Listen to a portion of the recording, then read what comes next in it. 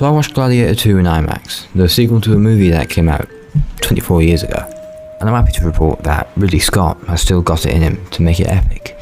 This film is massive and glorious to watch. The scale of Rome is just even bigger and bolder and just, it's more grandiose than the first film.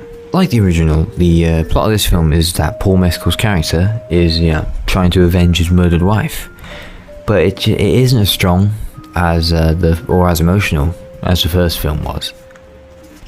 But it makes up for that with a plot about Denzel's character using mezcal to clear his way to the throne, and it makes for a much more interesting and political spy thriller-esque story. And compared to the first film, where it's mostly just everyone's just trying to take wacky V-necks down, everyone's trying to bring down Commodus in the first film. Even just all the plots, really, every plot. And the side plot with Connie Nelson and Derek Jacobi. It's all about taking them down. So this one's a lot more complex. Paul Mescal is on fire in this film. I mean, he already was my favourite new actor before this, but he shows star power in this that he just didn't have in films like After Sun or All of Us Strangers, or even the Normal People series, because they're all just kind of depressing in all of them. But in this one, he just he commands the screen in every scene he's in, and he's just incredibly convincing as a leader. It's hard to explain, but it's completely believable that people would willingly follow him into battle and death. Usually one of the best performances of the year. Denzel Washington is incredible as always. I mean, it's Denzel, he's going to get an Oscar nomination for this because he genuinely deserves an Oscar nomination at the least.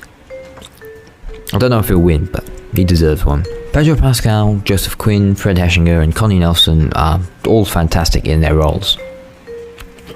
The pacing is tighter than the first because this movie doesn't really feel 2 hours and 20 minutes long. And the cinematography is as gorgeous as the first film. I mean, there's some genuinely breathtaking shots of Rome and of the Colosseum. The action is my favourite part. The action is bigger, it's more brutal, it's better choreographed, it's just filmed much better. The weakest part of the original Gladiator for me, weirdly enough, were the action films. It's mostly close-ups and, just little, not very well choreographed, and it's kind of repetitive after a while. And also, unlike the Bourne films, the shaky cam, it just makes some of it a little too confusing to watch.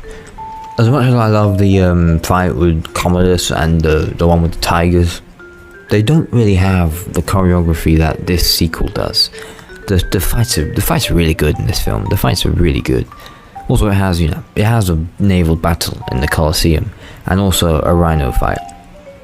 What more could you want? The only thing this film lacks is the star power of Russell Crowe and Joaquin Phoenix had in the first film, which is why the first is still the better film. But overall, this is an incredible film about hope and power, greed, honour and salvation. Gladiator 2 gets 4.5 stars from me. I have to say, I was quite entertained. Yeah, that's all I got. I'll be making a video reviewing a lot of movies I saw in the last 2 months, because I didn't do anything while I was airing my short series. More season 2 out next January, by the way. Also, I will be reviewing Megalopolis in a separate video. And I don't think anyone is going to agree with my opinion on it. But, we'll have to see.